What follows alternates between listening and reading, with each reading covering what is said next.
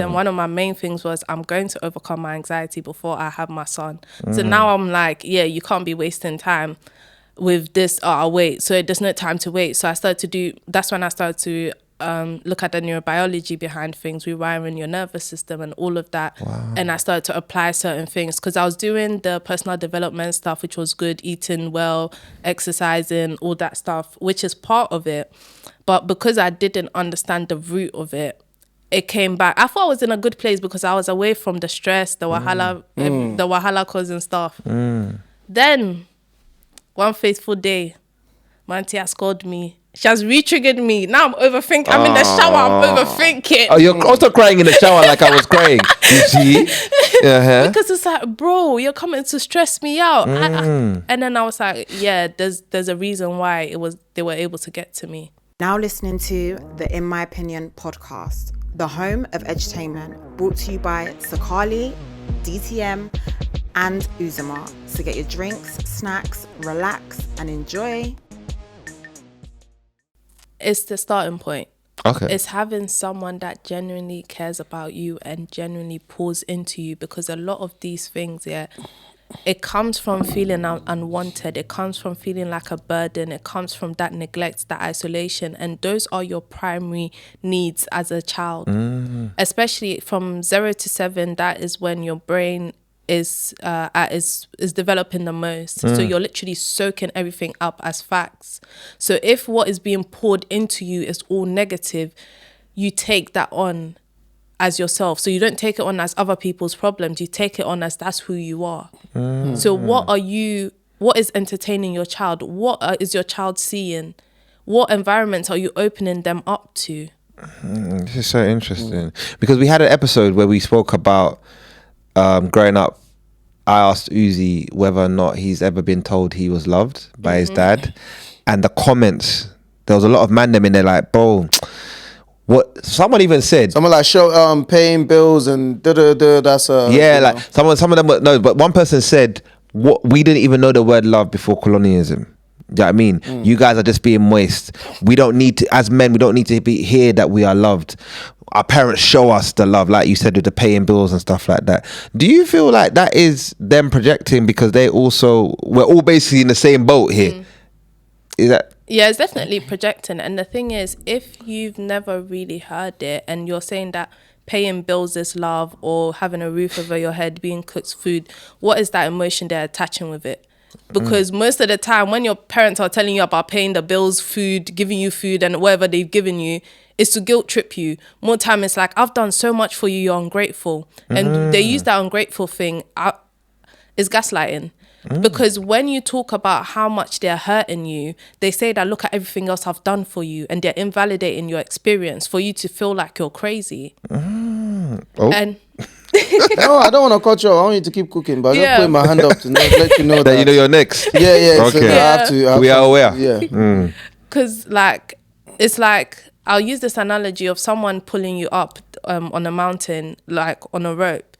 But then as they're pulling you up, there's just throwing sand in your eyes. And you're like, please stop throwing sand in my eyes. And they're like, you're so ungrateful, I'm pulling you up. Why are you asking me to stop throwing sand in your eyes? Deep. What I just wanted to put to that is this, right? Because I see a lot of this kind of stuff go on, and I have a slight pushback on it, right? Where I'm kind of at mentally in my life is almost like I'm looking at like changes and all of these things needs to come from like our generation, from us. Yeah. Our parents, I've kind of like given them grace because again, I'm like, you can't teach what you don't know. Yeah. And sometimes what we do tend to forget is the times in which things they were growing up anyways, what was passed down to them. Yeah. And I felt with life and the way life is evolving at that time, it was like, this is what priority was, which is survival. Do you understand? Provide and make sure you're able to just get your kids safety and make sure they get onto that next level. That was what it was at that time. Yeah. But where I feel like that has created this space for us to be able to educate, because this is now the era of like what you talk about, the internet and information Yeah. where we can actually have these type of conversation. So I think my main thing is just I don't want us to go down that line of just, because you hear it a lot, like we're rubbishing our kind of like our previous generation, like our parents' generation, like almost like coming across a little bit ungrateful for the things that they've done to pave the way for us to be at this point now. I don't feel like, obviously, they're definitely far from perfect. Yeah. Let's be honest. And I don't know also if you can even have a perfect parenting. Like, there'll always be, you know, we can only do the best we could do right now. I feel like our kids are still going to grow up, and they're still, even though we're doing the best we can, we're having these kind of conversations, they're still going to grow up and be like, oh, well, you didn't do this, you didn't do that. So I just wanted to point that out. Like, I don't want to look at it like that, but I do want to obviously say, yeah, we're opening this conversation for people of our generation right now, having these kids now who are young. I don't know how old your son is now. I can't remember, but like my son is like 10 months, and all of these things where we can start to learn and start to adapt and show some of these things. So I don't want to kind of like just crap on our previous generation. I just want to point that out. No, I'm happy you said that, because like for me, when I'm talking about these things, it's not to just say that, not to crap on them, but it's mainly for the people of our generation to see that how we're repeating the same things in a different style. Yeah. Because the reason why I know certain things is because I've been intentional and I've done the research. And some of the research didn't really exist until like the early 2000s. So they wouldn't have known. And they were in such a survival state that, and for me, with my approach with stuff, I can never judge anybody because I was just blessed with my coping mechanisms. Because when you start to understand the neurobiology about things, how certain parts of your brain shuts off when your cortisol levels are too high, when you've been triggered, or when you have a more increase of dopamine where you're happier and that type of thing, you realize that because people are so stuck in their way to make themselves safe, they hurt people trying to make themselves feel safe because that's what they've always known how to do since they were younger. Wow. So It's tough. sorry, can I just ask a question? I just want to go back just a little bit. Is there ever a time you're allowed to remind someone what you've done for them? I'm sorry. No, I'm sorry. I want to go back to that point because some people are ungrateful and they do forget. Is there ever a time in that situation where you are allowed to say, but Nank, I did this and this, or is it just a no? You just have to accept that they've forgotten. Oh no, definitely. There's a time to remind some people, because some people would intentionally take the piss. It's not even that they've forgotten. They've taken the piss because they know you're such a kind person, you're such a giving person. So they will intentionally leave things out, or they'll act like they've forgotten. But the only time it is a bit of a gaslighting thing is when someone is genuinely expressing how you're upsetting them, and then they're like, oh, but look at everything that I've done for you. But I'm not attacking you. It's a time to listen. Okay. And take it in. I mean, one of our brothers, and I know he's not going to like this, I ran into him over the weekend, right? Our brother Marvin Harris from Doe Black Dad. You want to piss him off? No, I don't want to piss him off. I just wanted to, only just because I saw something floating online, and I know we're not going to have him on in time to kind of have that conversation. I just kind of want to, and I thought this kind of falls in the realm of that, right? I don't know if you've seen the statement. I think I can't remember on what pod they mentioned it on about calling his kid from the other room. Yeah, calling kids from other room. That's like it comes out like shouting at them. And so, what do you lot feel about that? Where do you lot sit on that? I really don't want to chat about Marvin. You know? Why not? Don't be shook, man. I'm not shook. No. Actually, you go first. Have you seen the video? You seen the video? I've seen it, but I don't know if I watched the whole thing. But he was basically saying that how he stopped shouting. I think I just want to just pick up. That's the only mainly thing I just want to pick, because I'm kind of a little bit guilty of that. I felt a bit triggered. Because he said, look, like, you know, like your kids could be in the other room and you're like, you shouting like their name out and it's almost like comes like you're shouting at them type of thing. Like, whereas like, no, he would rather get up, go in that room to speak to them rather than call them to come or whatever it might be. And I just felt like, brother, you know, I love you, but yo. You know what? I believe you teach people how to treat you. So you teach your kids how to treat you by the thing. If you only if you condition them to only listen to you when you shout, that's when they're only going to listen to you.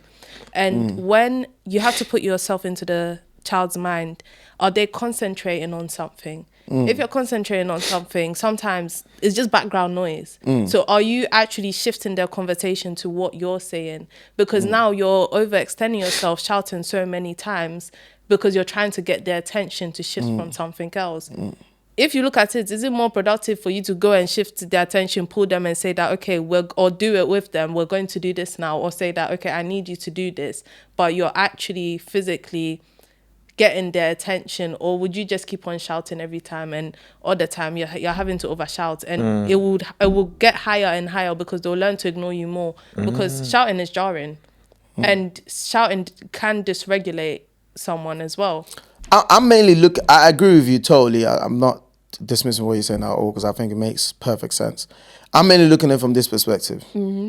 Let's say I've been at work all day. Yeah. I've just come home now, and I sat down in the living room, about to watch my favorite TV show, wherever it might be. And for whatever reason, they've taken the remote into their room, and they are in their room chilling. Yeah. So I can't call, hey, bring me that remote. I can't do that. Yeah. Is that shout? I gotta get up and go into that room and say, no, I'm just paying, because I do agree with, like, in terms of, like, I try my best not to shout. Like you agree. No. I'm just saying, for me, No, I hear. I try my best not to shout. Like my kid, like we have conversations, whatever. But I'm talking about for certain things, or maybe I need them to get me a glass of water from the. Hey, I've got to get up.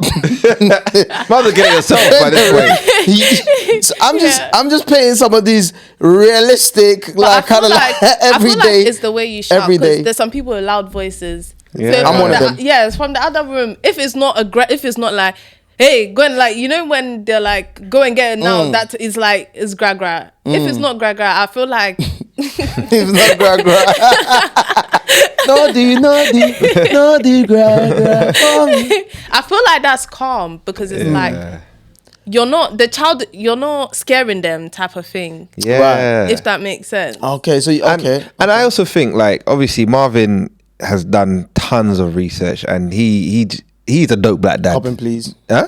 No, sir. Listen, you had your turn to speak. Sorry. He's my namesake and he's my older brother. Yeah. I have to give him the due respect before I give my opinion.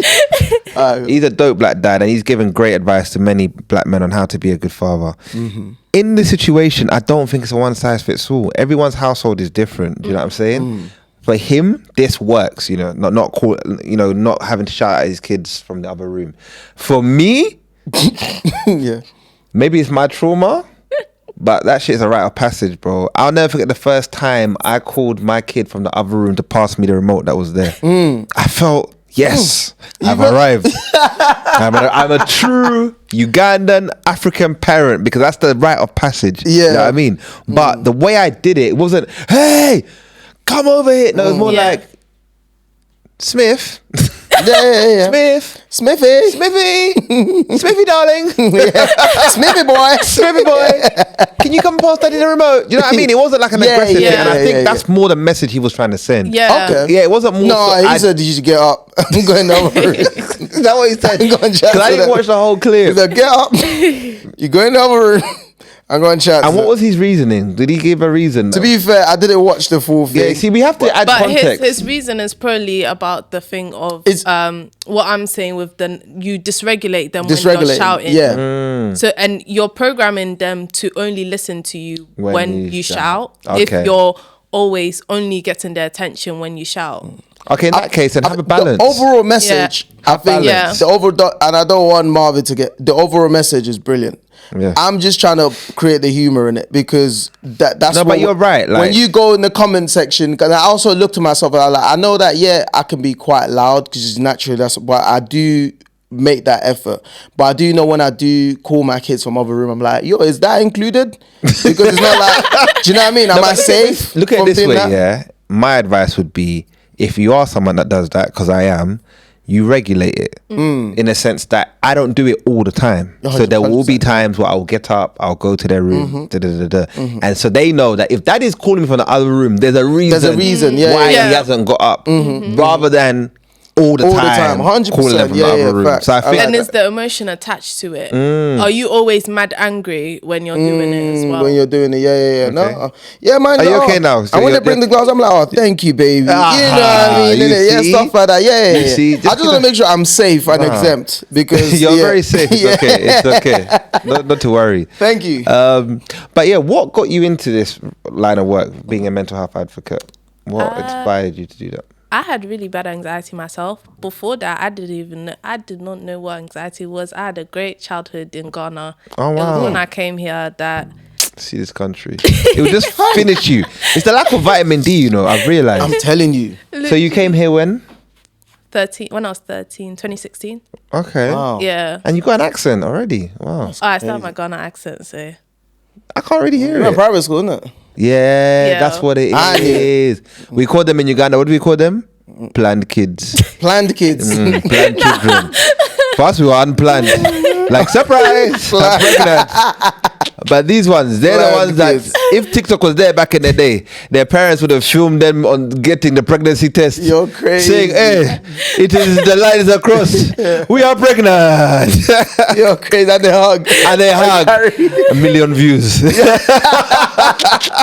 These are the planned kids. You're crazy. Yeah. Okay, so you came when you were 13, and then what, anxiety straight away, or? No, I grew up with my non-biological mum and dad, but then I'd always known who my biological mum was, but she was in Holland. Well, born in Holland, grew up in Ghana, my non-biological parent. Okay. So, but I always knew who my biological mum was, and I thought her husband was my dad. Okay, that's fair enough, though. Her husband is a white man. Was it what you was told, or? Her husband was a white man. Oh. Yeah. What, like, was he white? Did he have a tan? He was white. Wow. Oh, wow. Sorry, what age did this... So Did you think he was your dad up until 13? You know what? I was so happy. Yeah, I'd be living in my world. I had such a great child. I never deeped and I was like, I'm tall, and this man is tall. So yeah, it makes sense. Because to be fair, black people can have white children. Oh, that Eve gene thing. Yeah. I've seen it. So maybe that's Maybe why you was one in a million. You literally. It is well. That maybe makes sense. I mean, it doesn't. But I'm trying to help you here. I'm trying Silver to validate. lining. See, this is my role. Silver lining police. Now, you know how that even happened? No. At some point, my mom just got thing with the pastors. So she took me to one pastor, and my man was like, do you want to see your dad? I was thinking, I thought I just saw my dad. Yeah, do you want to see it? Like that? And then she was like, the last time you saw your dad, you were 2. I said, Mummy. Yeah. Your biological mum said this? Yeah. Mummy. So they never had this is how they broke this thing. Do you know what I mean? Not sit you down, a cup of tea. Bro. And I think if that pastor she would have never told you. the car ride home. So I'm just sitting like, so who's my dad then? And then she's like, remember this man's picture? I used to show it to you. This man on Facebook. I said, nah. On Facebook. Wait, when she used to show it to you, what was the saying? conversation like? Like, this is your uncle. I don't remember her showing me. Oh, you don't remember? She's just chatting. She's just trying to tell you that the people that do. Remember when I told you this? But you never told me. You never told me. Yeah. So that happened, and then it was a lot of wahala. So she didn't want me staying with my non-biological parents anymore. So she was like, "Do you want to go to Holland or London?" I was like, "I got family in London," because I came back with my grand aunt. Okay. I thought I was gonna stay with her, and then she was like, "You go and visit your biological dad on weekends." I just go straight to living with this man. This is your real dad on Facebook daddy. He's Muslim, so culture clash, religion clash, culture clash as well. So North, and then there was a lot of stuff at home that I started to have heart palpitations. I was thinking, I'm too young to die, because I thought I was having a heart attack. Wow. So I started to research it, and then I saw that, it's actually an anxiety attack, and I'm having heart palpitations. So then I started to look into childhood trauma, anxiety, all of that. And I was doing sociology at the same time. Shout out Miss Williams, my sociology teacher from secondary school. Miss Williams. She actually helped me out so much. Like, I always talk about it. This woman got me on free school meals when I was being given £5 a week. Planned children, what happened? in 2016. Ah. So I went from very secure To unsecure. to, but luckily because of the way my non-biological mom and dad raised me up, I always saw them giving to people. I always saw them helping people, and I was helping them help people because I get joy from seeing other people happy. Yeah, so Twin. literally Yeah. that became my coping mechanism. So I Okay. became an extreme people pleaser. Okay. So then I will always overwork myself. I'll stay in school late because I wasn't trying to be home. I'm always jumping to doing these different projects in the like Lewisham Council, that type of thing. Wow. So yeah, I just went like mad into that. And there's a thing where it's crazy, like trigger warning. I remember one time I wasn't suicidal, but I was like, I took a blade and I was like, I cut myself because why did I? Oh yeah, I said, okay, let me actually get this woman's attention because I was telling her what was going on in the house. She didn't want to listen to me. So who's this woman? Your mum? Oh, my mom. Yeah, Sorry. Yeah. So then the only Have you not fixed your issue?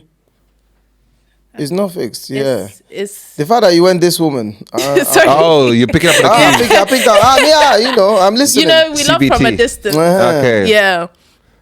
You can't change people, Sha. Tell me about it. Yeah. So I sent this woman a pic. I sent her a message saying what was going on, and I was like, I even went to that extent of doing that. But after I did that, I said, these people are going to think I'm bad, Sha. So Wow. I'm not going to show anybody. But I was like, I sent a message saying I went to that extent. So at that time, my phone had broken. My dad didn't help me fix a phone, no new phone. So I went to my aunt's place, who's my mom's sister. And then my aunt was like, how did you even find a way? Because I was still kind of fresh. So I had my tablet and I was able to get from Lewisham to Croydon. Wow. So- and that is a trek. Croydon. Yeah. That's like Oh my outside the gosh. European Union. So I Yeah. told her what was going on. This woman started crying. She called my mom. And then my mom was like, oh, she thought I was lying. I'm like, bro. So my aunt started helping me out with some money per week because for the month as well and stuff. And then, yeah, from that, I just started to go more into it. And for me, it was like, because of certain things I'd gone through and because I know I've lived a good life. So I'm like, I don't want any child to go through what I've been through. And the thing is, children don't ask to be born. And Yeah. as a young person, you're limited to the help. I used to go to, I don't even know what these people, like counselor in school. She just used to tell me, wait until you're 18, you can leave the house. I said, Yeah, that's and what all they the other say. things she was saying is like, bro, I know this stuff already. You're not helping me. It's like, talk to someone. I'm over talking. I'm tired. Talk. Literally. So I'm like, I need something practical. So went on, I was like, okay, at least before I have my child, I'm going to overcome my anxiety because I know that it transfers to kids. Okay. And then I was 19, unplanned, had my... Unplanned kid. Wow. Planned to unplanned. From planned kid to Unplanned. unplanned. Yeah, found out I was pregnant, whatever. Even that was a whole nother wahala. But then one of my main things was I'm going to overcome my anxiety before I have my son. So now I'm like, yeah, you can't be wasting time with this. Oh, I'll wait. So there's no time to wait. So that's when I started to look at the neurobiology behind things, rewiring your nervous system and all of that. And I started to apply certain things because I was doing the personal development stuff, which was good, eating well, exercising, all that stuff, which is part of it. But because I didn't understand the root of it, it came back. I thought I was in a good place because I was away from the stress, the wahala causing stuff. Then one fateful day, my auntie has called me. She has re-triggered me. Now I'm overthinking. I'm in the shower. I'm overthinking. Oh, you're also crying in the shower like I was crying. You see? Uh-huh. Because it's like, bro, you're coming to stress me out. And then I was like, yeah, there's a reason why they were able to get to me. So then I started to learn how to ask the right questions to get to where certain stuff stemmed from. And then I started to look at the exercises I could do to start to overcome it. And I started to do it and it started to work. I used to overthink bad. So I've got this thing where it's like I talk to myself and I start to overthink. So I catch myself saying, how am I feeling? I'm stressed. Is me overthinking gonna stress me out more? Yes. Do I want to be stressed? No. Is me overthinking going to change the situation? No. So I just keep on saying that all the time. And like you have to do it every single time you catch yourself overthinking. The first day I did it, it looked like it's not working. I did like 20 times. The 3 days later, okay, it's reduced to 15. After that, okay, it's reduced to 8. It's reduced to 5. The more you do that, you start to regulate yourself and you start to catch yourself, and you start to accept that you can't control everything. And that's one of the things that really helped me with overthinking. And then when it comes to setting boundaries as well, it's like setting a goal for writing down each time you're uncomfortable with something, and then at least challenge yourself once or twice in a day or in that week, you're going to actually speak up. And each week you start to progressively increase that a bit more. So now you're starting to feel comfortable with saying no, with setting boundaries, with those little things. So I started to do these things, and it helped me with my anxiety. And the reason why I know it has worked, because after I did it, life has still shown me shiggy, but I was able to go through it without proper getting overwhelmed, proper having anxiety attacks and that type of thing as well. That's when you know if it's worked, not when all the stress is away, because you have that false healing until it comes to lick you back. And then you'll be reminded. Be reminded. Because God didn't promise us an easy life. He promised us that he will be there for us through the difficult times. Yeah. And even to add to that, like I said, I've been through a lot of mental health struggles, mostly triggered and based around my brother, but other things. Losing my brother was quite difficult because he was murdered, and we went through 2 court cases, and the guy that murdered him bust case both times, right? And as a black man, you know, living in London, like I'm no longer on the roads. I'm a civilian, but you're still tested in that moment, right? Where you got man that want to ride out, you know, and seek revenge. Well, you said you're no longer on the road of civilian. Sorry, I'm a civilian. Okay. Yes, I was about to say. Always have been. But you had times where No, sorry, I misspoke. Yeah, Oh, because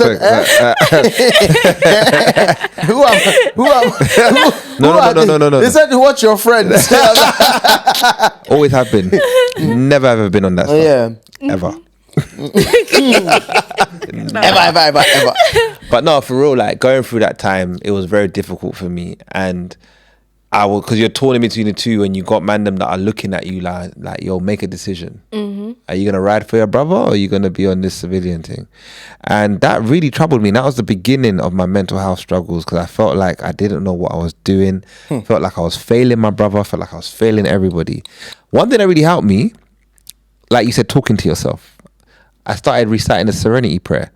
And the key word in that prayer is, God grant me the wisdom to accept the things that I cannot change. Yeah. And I just kept saying that to myself. And then I remember coming across a quote by somebody that said, worrying is like worshipping the problem. And then I just found myself saying that, bro, you're worshipping the problem. Bro, you're worshipping the problem. Like it was literally like a little alarm clock. Every time I find myself worried, I'm like, you're worshipping the problem. You're worshipping the problem.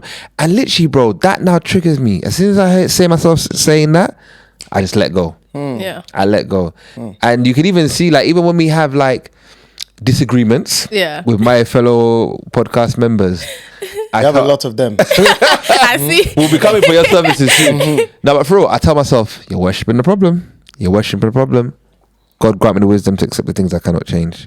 And it really does help you. Like talking to yourself, it talks you off that ledge, because you realize that overthinking changes nothing.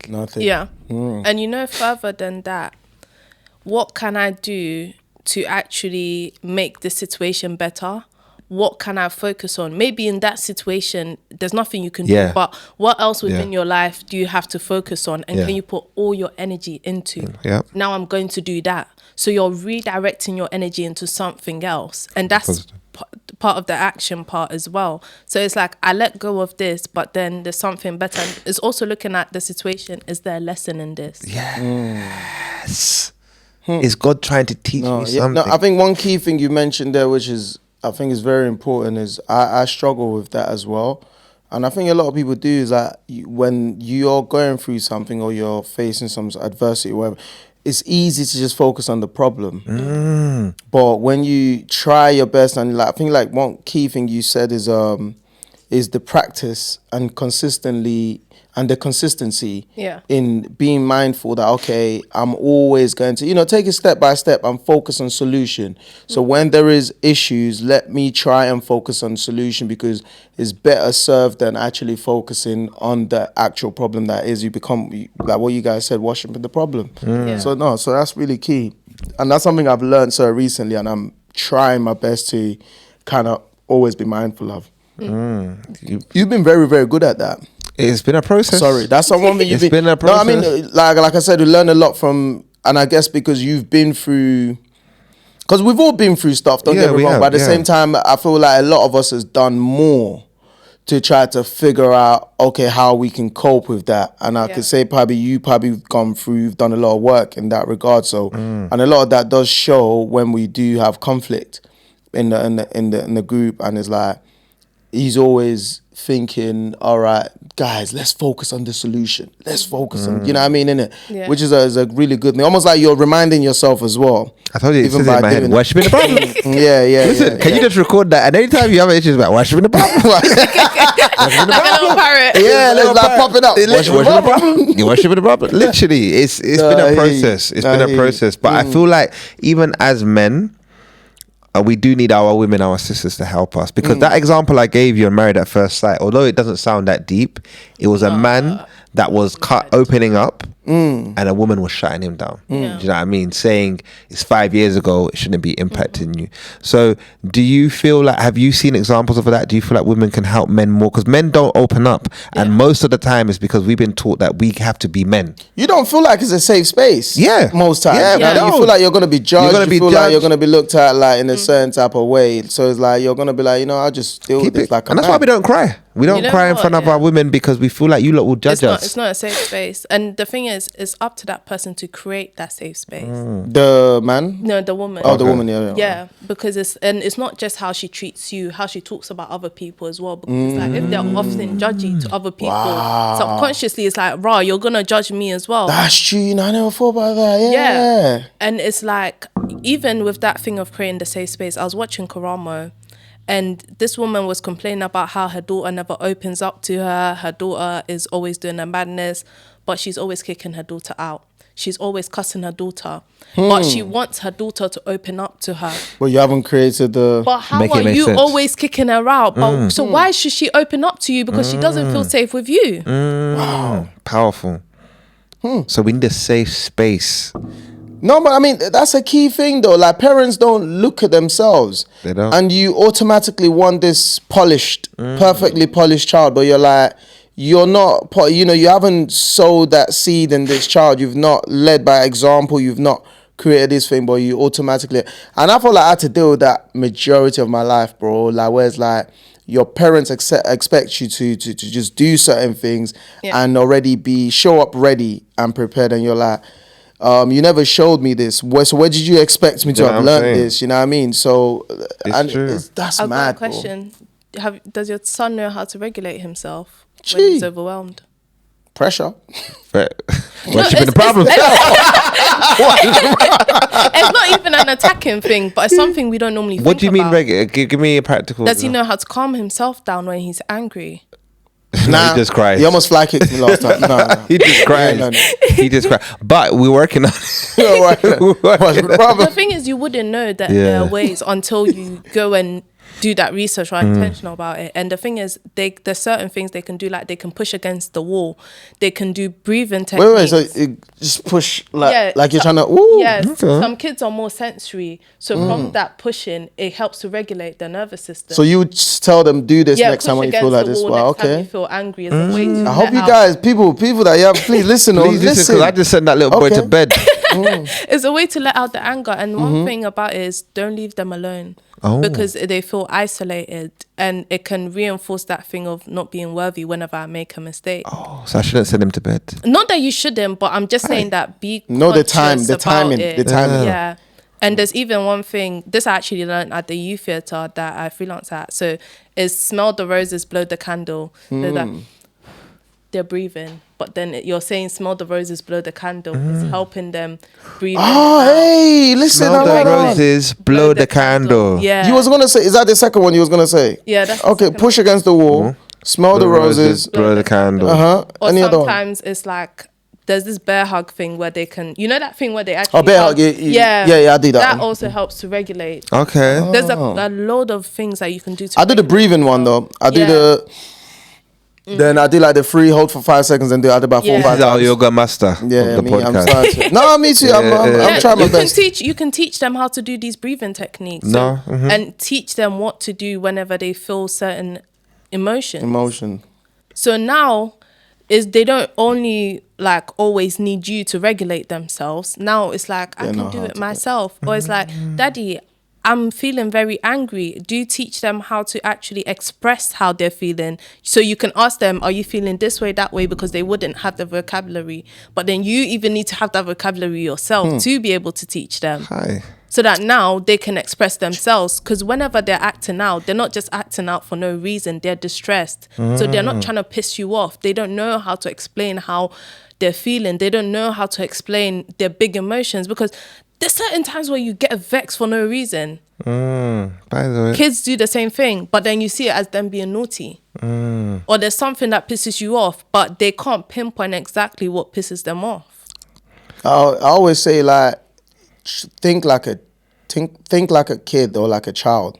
The most times we're always thinking as adults. When our kids do stuff, we automatically think, why would you do that? Remember like the last time when you said, he sat on the The floating cabinet. the floating cabinet. But I'm like, when there's like chairs and all, Yeah. but I'm like, bro, you're thinking as an adult. You know as an adult that you shouldn't sit there, but Yeah. as a child, he doesn't know that.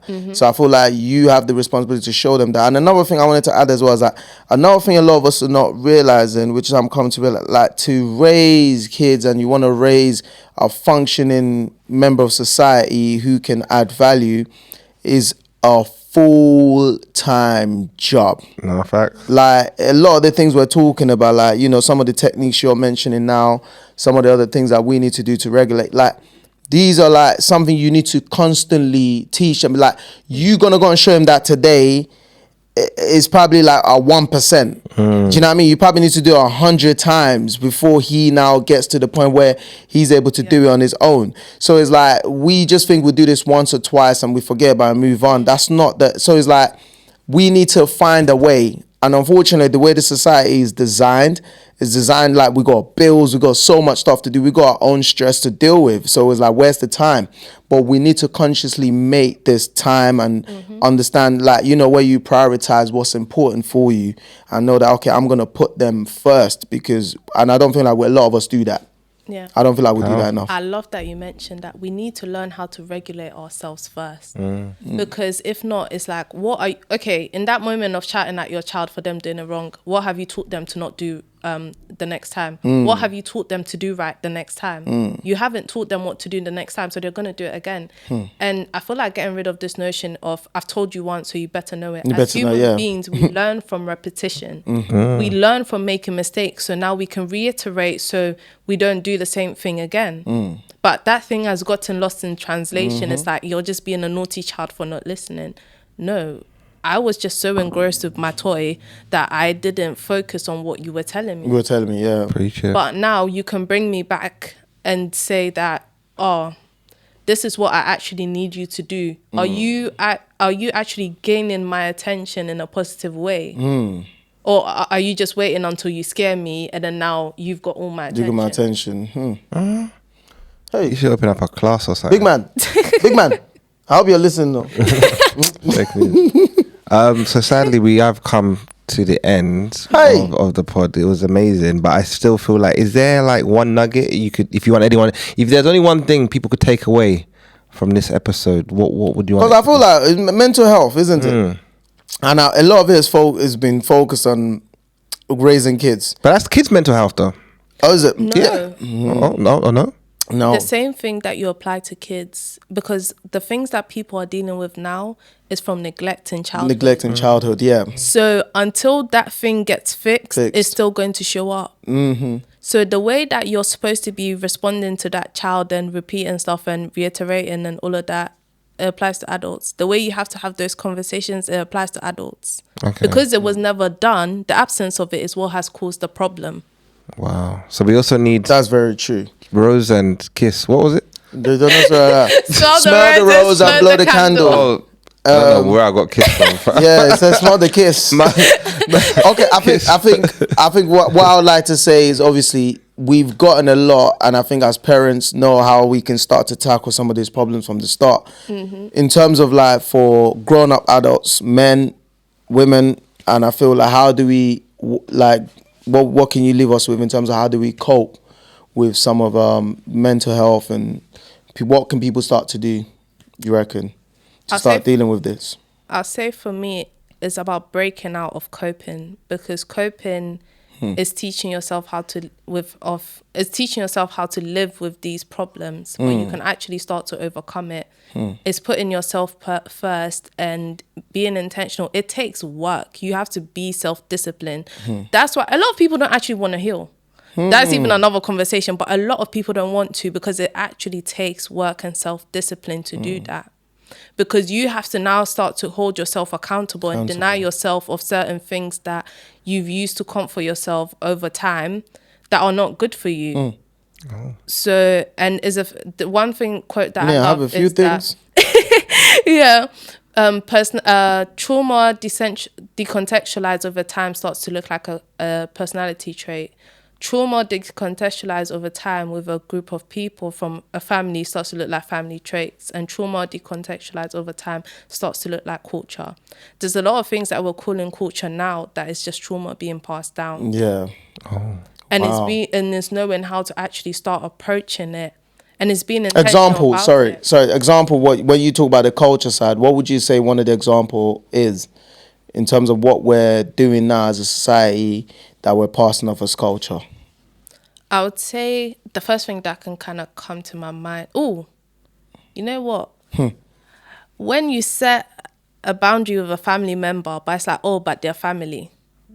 Right. Okay. And it's like we should just let anything go because they're family. No, you can set boundaries with your family members. It's okay to do that. Okay. Wow. Or like getting circumcised at 13 years old. I don't think that's part of the culture. That just happened to you. Yeah. But there is a culture in Uganda, the Bagishu culture is a culture. They do it at that age. And When they do it they're as a 13. group, yeah. At that age. Yeah, so that could be some trauma. Someone People just did it from to one where man. they from again? The Bagisu. Guys, it will take time. You can't be doing this. Wow. No, but I think that is a really good summary, you know. There are a lot of things we have to unlearn. Just because we've coped with it doesn't mean we need to pass it on. Yeah. Yeah, we're making it into like a culture thing. Like, you know, it's Because okay sometimes to do this. I do get annoyed, like my daughter or my son might say, we want, my son. So my daughter's scooter got stolen. So he bought a scooter. Oh, yeah. So he bought her a new scooter. But obviously they had the same scooter before. But now hers got stolen. We got her a new one where the big wheel is like, you know, like a bigger. Yeah. So my It looks son, like an upgrade. Yeah. Yes. Now my son's like, I want a scooter. So then I now get angry at him, like, do you know how much stuff I buy for you? You got a PlayStation. You got a Nintendo Switch. But now everything you just said, I've realized that he in that moment is not seeing that. Do you know what I'm saying? And I need to make him understand why he's not getting a scooter rather than trying to love How bomb would you him. do it? Give me an example. How would you approach that situation now? I think now I just say your sister's scooter got stolen, bro. Have some empathy. But even that, you know what? Yeah, it's not his problem. That's what I'm saying. About You just put the burden on him now. Now he's worried out. Literally. Now maybe my school bag gets stolen. Now you've given another problem. Please, can you tell our brother how to handle this kind of situation? It's not his problem that you have to spend that money. But the thing is, you can teach him that we don't always get what we want, but it's okay. And to be okay with that. So he can cry, but I'm still here if you're crying. But I'm not going to get you another scooter just because your sister has a new one. Or maybe you might ask your sister if she might lend you hers. There you go. You can share. Yeah. You're like if there was like the parent Olympics, you'd be like gold medal, innit? Literally, innit? Me, I'm only learning from other I wonder, people. how old you said your son is how old is he? to meet your son, man. Probably That like brother the talks, most, innit? I bet he talks. He's wear like bow tie every day, like Yeah. he's like, but probably say like Does this. Hello. mathematical equations. Yeah, literally. He's so self-aware. Mummy, blow the whistle. What is it? Blow the rose. Smell the rose and blow the candle. Mummy, calm down. Smell the Calm rose down now, mummy. and blow the candle. Nah, you're such a good. Wow, your amazing. approach is amazing. No, you taught us a lot, man. I have I learned love so having these much. kind of conversations because I feel like it helps me.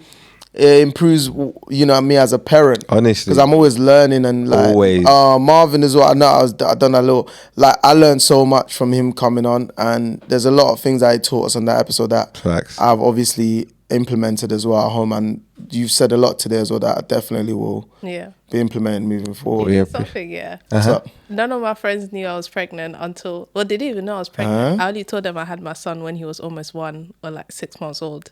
what? Wait, where was you? Was you hiding? Like, I wasn't that big pregnant, but I was still out here. I was still posting. I was still doing stuff. So nobody really thought, she's ghosted, she's gone. So like, yeah, some people only found out this year even. Huh? What? Let me tell you something about my brother Uzoma, yeah? If you were his friend Yeah. and you told him at 1 year Oh, old, he's gonna lose it. that You're not friendship- friends. That friendship would be Yeah, done. no, you're not gonna You know lose what? it, I had to explain to my friends because we were supposed to be ending, but like I was beating myself down so much because it was like I was expecting so much of myself. It's like I was already because I left my dad's house. I was living with my auntie, so it's like, oh my god, now I have to move out as well because nobody wants a crying baby. But luckily for me, I didn't cry that much. But I was beating myself down so much that I just isolated from everybody, that type of thing. I was just so focused on. Like, I was so hyper-fixated that I wasn't living within the moment. It's like, I need to get everything together. And I was so disappointed in myself that I didn't. That's why it's not because I thought my friends would judge me, but it was just because I had just... high expectations. for Yeah, yourself. high expectations for myself. And it wasn't like, I was still on job. Even I was 9 months pregnant. I was like 3 days to my due date. And I went to the EYL networking event in London. Oh, wow. Like, that's even where I found my mentor. Wow. Like, I was so on job with it, but I was still beating myself down because of that expectation as culture, as family. It's like, Do you feel like that's what I was gonna say. But then did you feel like? But I think hearing that, do you feel like your parent let you down though? Did you feel like that? Well, biological, yes, but then it was more my non-biological parents. I felt like they let me down because Right. I've never really been able to depend on my biological parents, but my non-biological parents, they always been there for me. Like, even when I was pregnant, like, every week they were calling me to check up on me to see if I was okay. Even though I knew they were disappointed, they were still there for me. Like, when I went Ghana 3 months, I went to stay with them. It was just taking, like... And the maddest thing is, they're not even my blood family. And the way they're taking care of me, a lot of people's blood family is not going to do that. Your biological let you down, obviously. Yeah. But then but then your non-biological, they stood up for you. They were there for you. Okay. Wow. Yeah. Oh, that is a beautiful story. Happy ending. Literally. Yeah. Happy ending. And I give testament to you and your resolve, because it seems as though you always look at the silver lining. Yeah. And I just feel like, again, I just to add to that lastly, is like, again, people get pregnant unplanned, and when they unexpected, and I don't know what it is, there's a stigma where it's just like, it's almost like the end of the world, like is over. And I guess, like, obviously you're like a testament to like, nah, you can still push through, you can still accomplish and achieve your goal. Yeah. Regardless of what that is. It's just another challenge for you to overcome. So well done, definitely well done to you. Big well done. Yeah. And I'm glad, although your biological parents let you down, God sent you a replacement. My biggest blessing. A replacement. There you go. That's it. And look at you now. Over smiling. Yeah? No, I appreciate you. Is there anything you want to plug to the people then? You know? I know you got some services you do. Yeah. So if you need one-on-one with starting to understand where your trauma, anxiety comes from, and to create an action plan to start to overcome it, you can DM me on Instagram at DANIE _COLLE. Also, I'm planning a men's mental health event on the 19th of November. Oh, wow. There's just been an issue with the venue, but it should still be that date. So if you check on my Instagram, I should be posting, but hopefully we get the other venue sorted by this week. Okay. And it's around positive male role models, and it's also bridging the gap with the younger generation. So what I'm trying to do is get some men within that I know, especially great black men, to come, and then getting some younger boys about 14 to 20, early 20s, so that they are open to positive male role models that look like them, and they can have certain conversations with them. And we also hold the space to talk about what you guys might have needed when you were young, and what the younger generation need as well. So look forward to that coming in November. And I have a journal, is on Amazon. Yeah, I'll put that, would be in my Instagram bio. We'll put the link on yeah. that. I'll give you the link. Yeah, So we'll put basically, that with the whole structure of what I do, so first you uncover the root. I help you learn how to regulate your nervous system, then start to do practical things to overcome your anxiety. The whole program, I put that into the journal for people to do by themselves. Okay. That's dope. Yeah, really. I need to tap into that. Independent learning. Thank you very much for having me. I watch you guys. I just love the show too much. I love the topics that you touch on, and even coming to the charity event as well. Yeah. Yeah. You did support. I saw your blog as well. Thank you so much for supporting us. Thank you. you. Like, you know what's funny? Yeah. You know, one of the reasons why I came, I was like, I need to come on the podcast, yeah, and I need to see you guys in person. Yeah. So I was like, one thing about me, if I want something, I'm gonna make it happen. Look at you. Yeah. Wow. Manifestation. Personified. And she's here. And she's here. And it's done. You did that. So her services work. They definitely work to her. Work because she came to the sports day, and I feel like that's when it got locked in. Oh, You know what I really? mean? Yeah. So, thank you for supporting us. We really do appreciate it. We know, like, to get black women supporting a all-male podcast doesn't go unnoticed. You know what I mean? It's not an easy feat. No. So we appreciate the support. Yeah. Please, guys, like, share, subscribe. You know, let us know what your coping mechanisms are. You know, and any questions you may have for us or for D. And yeah, man, till next time. Peace. Peace. Thanks for listening to the In My Opinion podcast. Don't forget to like, subscribe, and share. Until next time, peace.